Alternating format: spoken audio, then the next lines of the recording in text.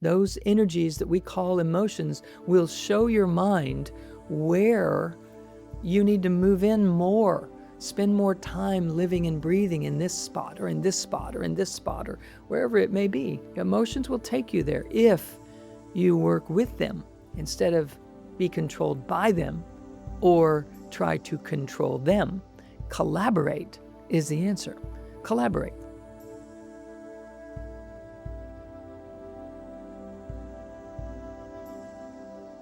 Hello, everyone. Welcome back to the Art of Awakening podcast, where the art of living awake becomes a daily practice. I'm your host, Dr. Sue Morter, and I'm always thrilled to be here with you. Today, we're diving into the vibrational nature of emotions. Woo, okay? Emotions, yep, those things that run your life. Okay, we're going to start to make some sense out of it.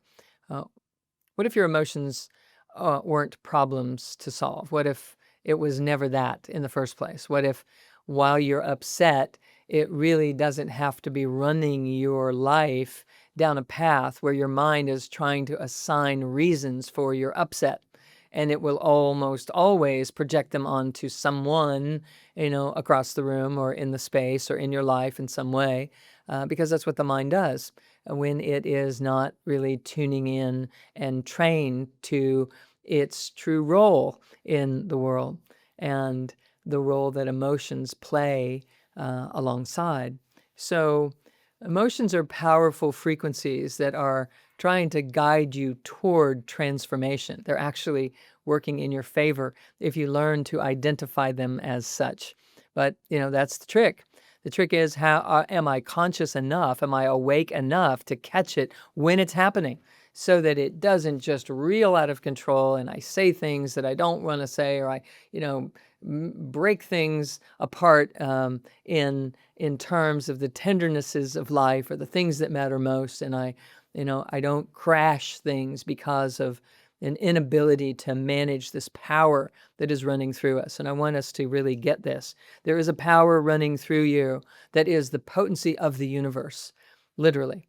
And if we don't have a trained mind to steward it, it ricochets and bounces off of all kinds of things. We shut it down because it's too powerful and we can't handle our own power. And we play small because it feels safer, because it stops the flow of energy. So it feels more calm at first when we're young.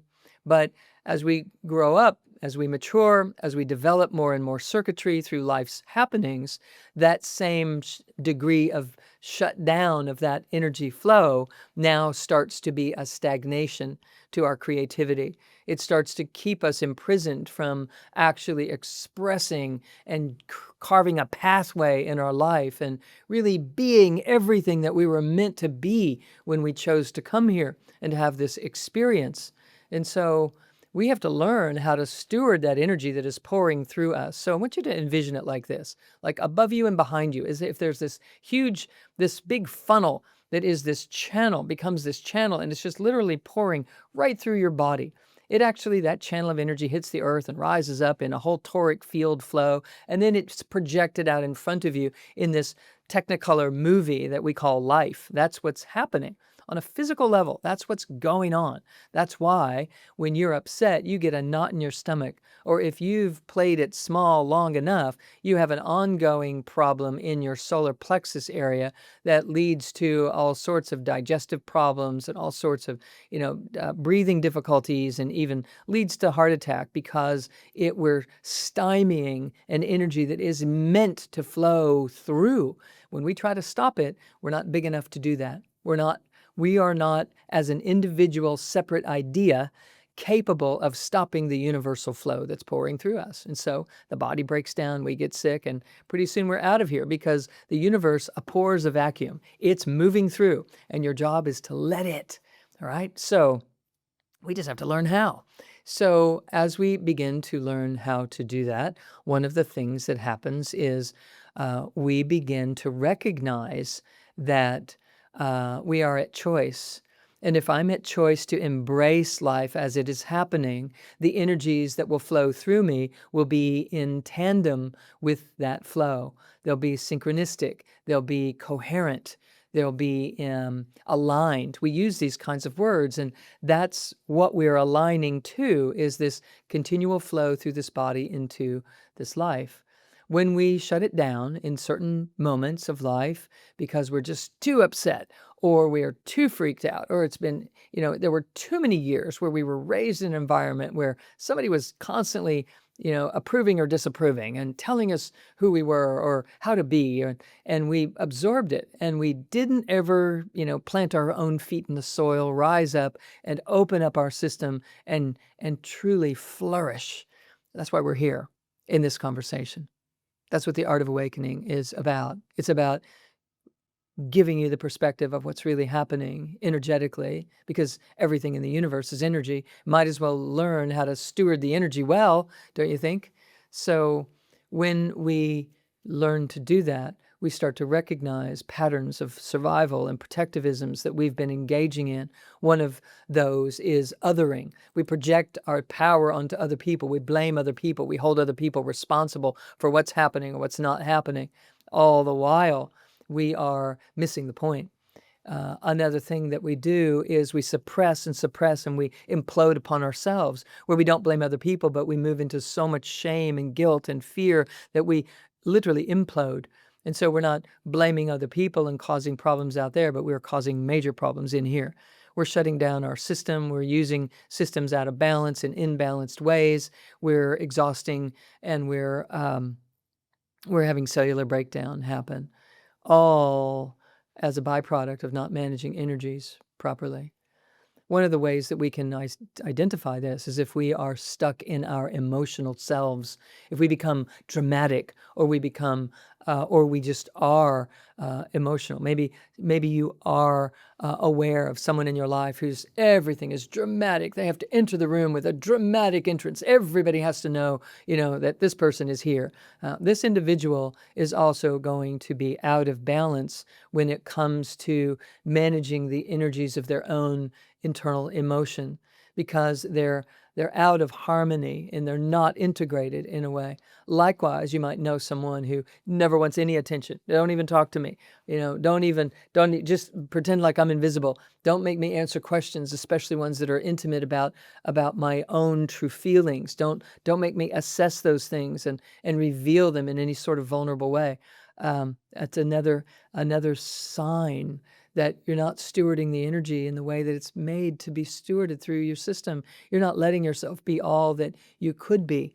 And so you're resorting to overdoing or underdoing this thing called life, drama or shutdown. And it's they're both healable. And all it has to all it takes for that healing to happen is for greater circuitry and greater management.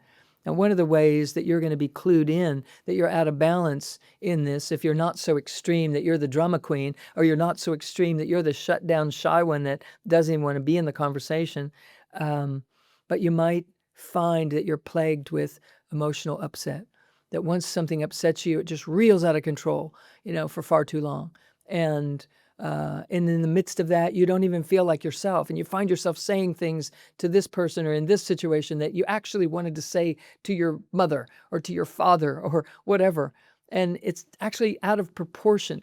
This is emotional energy. And emotional energy is so incredibly potent, one way or the other.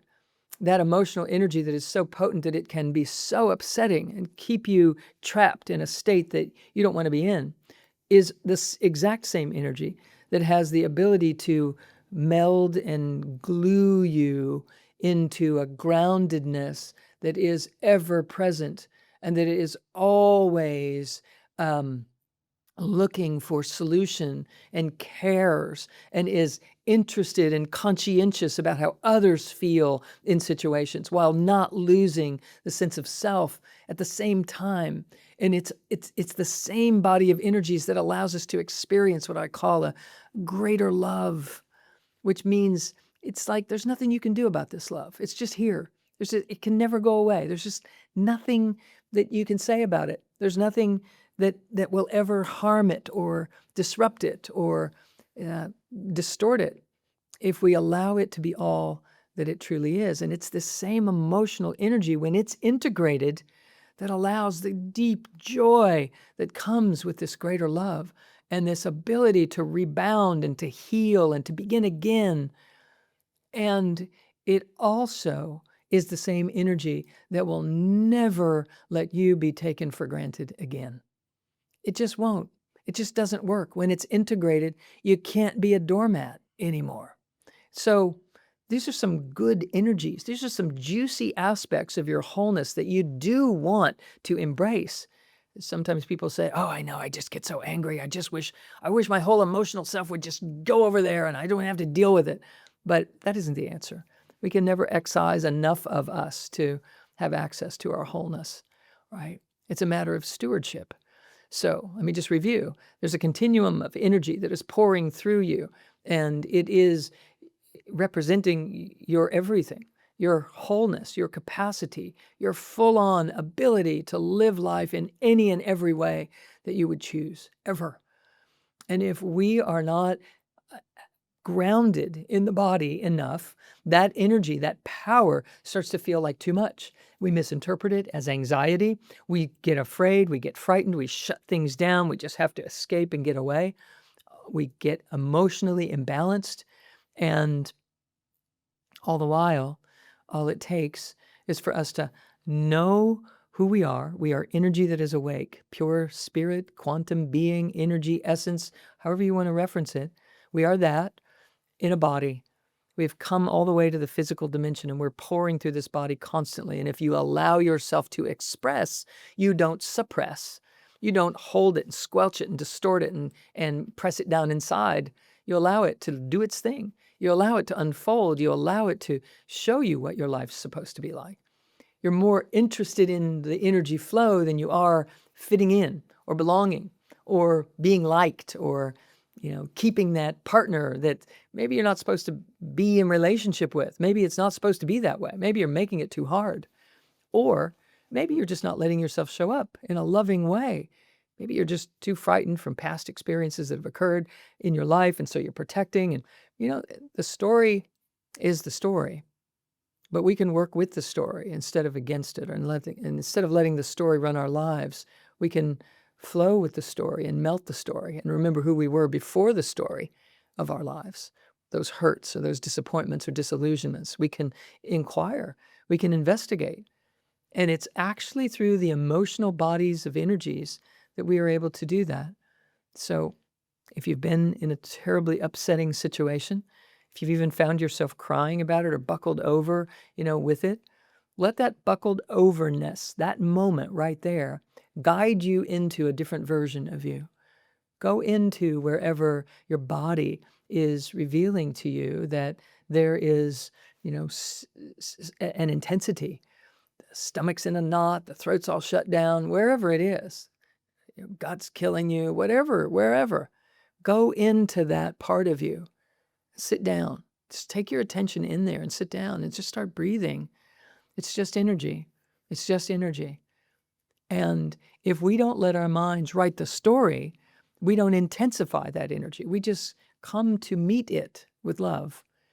These emotions are going to show you where in your system you haven't been living up to your fullness.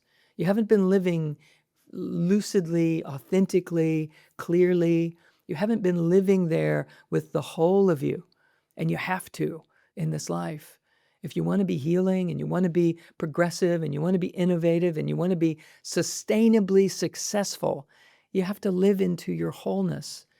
And the emotions, those energies that we call emotions, will show your mind where you need to move in more, spend more time living and breathing in this spot or in this spot or in this spot or wherever it may be. Emotions will take you there if you work with them instead of be controlled by them or try to control them. Collaborate is the answer. Collaborate. Just next time you're emotionally just reeling, just ask, where in my body where is this trying to take me? And it's going to take you right to your throat or to your chest or to your heart or your solar plexus or your gut. It's going to take you somewhere with your consciousness. It will literally pull you in the moment that you ask. This is what we do inside of my Live Awake program, year-long study program on teaching people how to do this, because we were raised not to do this. We were raised, it's all about them. And then we spend the second half of our lives trying to train ourselves out of the blame game, right? Because it doesn't go anywhere. So these emotions are energy in motion, and they are trying to show you where the flow isn't flowing, where it's not been animated, where you're not living inside of you. And if you go in there and live, you start to wake up. You start to wake up to aspects of you that are whole and complete and rich and beautiful and wonderful. And so you don't have to put your foot down and cross your arms energetically and say, you're not doing this to me anymore. It's not like that. Not when you're really integrating. When you're really integrating, what is happening is you soften and you blend in with these energies that are trying to speak. And there's a new vibrational frequency that can now be birthed because you're doing so. And when you do, this whole identity of staying away from fear or not ever being able to experience joy just disappears, because it's not about that. It's not about the end game. It's about how are we living and breathing with the energies that are trying to pass through our system. When emotions are suppressed, they create gaps in our circuitry and our energy flow stops and blocks. And the next thing you know, we have digestive problems or immune problems or asthmas or allergies or headaches or can't sleep at night or short temper, or we're just fear-based and controlling. What's your favorite flavor? Think about it, right? This is what we're doing here. And there's no shame in having this go on with you. I work with this stuff from time to time in large form. There are seconds, moments in my life, sometimes hours, on a rare occasion, days, where I get caught up in that thing, because the more I open, the more pours through, the more it's taken me into my crevices, just like it is you. So don't think that you're not supposed to have that going on. Don't think that it's a bad thing at all. It's why we're here. We're here to master this. We're here to masterfully flow, and you'll know that it's happening when you're experiencing more joy, more love, more compassion, more tenderness, more assertiveness, and more care, all at the same time. When you have access to your power and your love and your wisdom and your voice and your ability to lean in and ask questions and be available, and also look at yourself and also, help others all at the same time, that's living awake. And that's what we're here to do. So we're here to learn to fill in the gaps, to build the bridges. And when we do, we start to reconnect with our own, literally, our divinity. We restore flow in our lives. We begin to recognize our multidimensionality, that there are parts of us that reside in the heavens, and there are parts of us that are right here living well on earth. And we want all of our parts to know each other.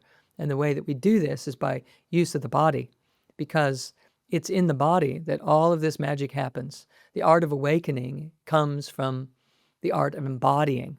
And so when you allow your emotions to act as portals to awakening, to take you where into the body that energy could be flowing more freely, and you just sit down there and with all of your heart, just love, even if it feels like self-love or even feeling badly for yourself, self-compassion. I hope that it's self-compassion and not self-pity.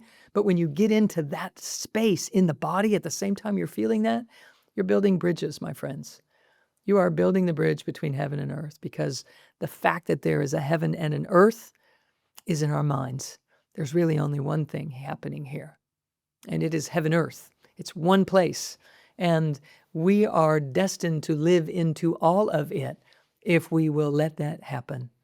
So please allow your emotions to be your friend. The upsetting ones, the joyful ones, they're all just energies. We have to learn to be able to traverse the full spectrum of these energies, not be afraid of any of them, be able to be present with all of them, renders you more free than you were yesterday. So instead of resisting them, what if you embraced and embodied the very energy that they're offering up? Because the emotion wouldn't be there if the energy had been flowing in the first place. So that the energy backs up creates this emotional stir. That's what happens. And we look around to see, why am I feeling so uncomfortable? Oh, it's because of that person. Oh, it's because of that situation. And it never is. But it looks like it.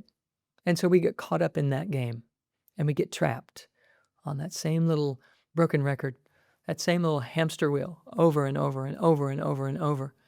Longer periods of reprieve, greater joy in between, all the while dissolving the gaps between the two. If we're running on full spectrum, we can move and traverse up and down that spectrum anytime with freedom. And so if you're finding yourself stuck in an emotional state that you don't want to be in on a regular basis, follow it into your body, see where it takes you. And then go in there and sit down, and start to breathe. And when you do, you'll start to notice that the energy is starting to move again. And as it moves, if you stay with it inside the body, learn how to do that inside of the coursework that I teach or the books that I've written, you can certainly set yourself on an awakening path. All right. So I'm hoping that this has been helpful for you. I lastly just want to say about that if you'll work with this on a daily basis, in the in-between moments of life, things come into your mind all the time. If there's something that causes a contraction in your body, it qualifies for what we're talking about. And if you'll work with those tiny little nuances day in and day out, you won't have to have the big explosive breakdowns or, in order to have a breakthrough. It doesn't have to be dramatic. It can just be consistent. So think about it. The consistency is in opposition to the drama. If we bring consistency to the picture, the drama isn't necessary. Either way, whether it's the look at me drama or the please don't ever look at me drama, it's all based in the ego and based in fear. You have the ability to dissolve all of that. And you can do it right here, breathing into these moments. So make it a daily practice. The little things change the big things along the way. So thank you for joining me today in the Art of Awakening podcast, blending science and spirituality to empower you to create the life that you truly do love living. Don't forget to like and subscribe and share this podcast. Thank you to our growing community for being here. It is such a joy and such a blessing to be here with you around the world all the time. So until next time, I'm Dr. Sue Morter. Blessings to you all. Bye-bye for now.